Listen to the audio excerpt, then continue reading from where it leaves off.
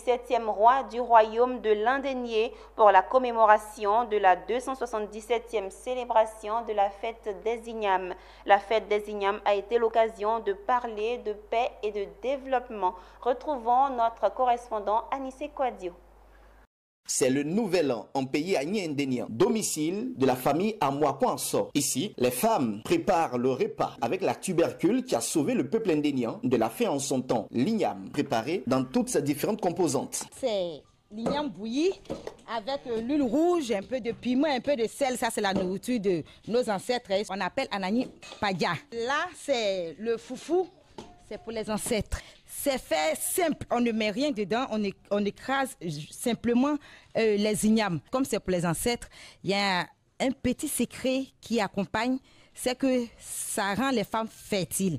Il y a le foutou qui est pour tout le monde, c'est la fête, donc on partage. Direction, la grande cour royale. Le gros tam-tam, appelé Kenyampli, est sorti pour annoncer la couleur de cette cérémonie magico-culturelle.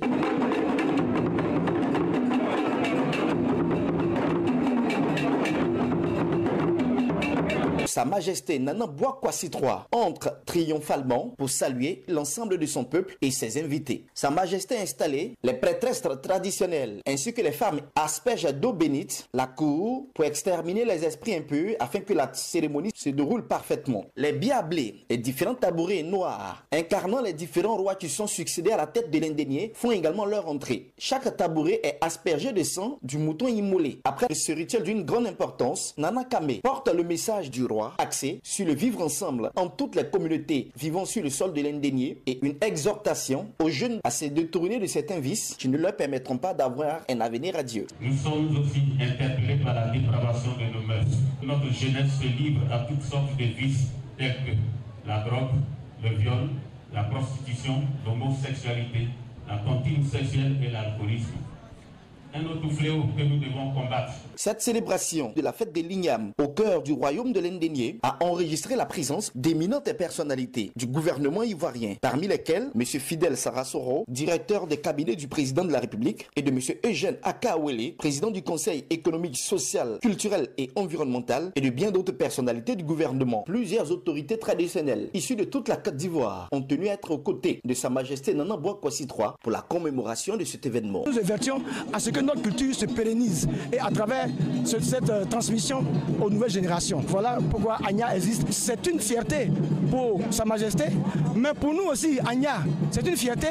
Nous sommes heureux de savoir qu'aujourd'hui, beaucoup de monde, surtout la jeunesse, s'intéresse à la culture, s'intéresse au royaume. Aujourd'hui est un grand jour, une grande fête de retrouvailles autour de Sa Majesté. Marquer notre identité, montrer que nous avons nos pieds dans notre racine. Mon souhait, c'est que la cohésion sociale, l'union, la paix, l'entente entre tous les fils de l'Indénié soit toujours une vraie réalité. On doit toujours marcher main dans la main pour le développement de notre royaume. Le royaume de l'Indénié compte 6 cantons, à savoir Niablé, Bétié, Yakassé-Feyassé, Aniassué, Amélékia et Zarano. Nana Bouakwasi III est le 17e roi de l'Indénié. Cet ancien diplomate est à la tête du royaume depuis 1997. Il totalise à ce jour 25 ans de règne.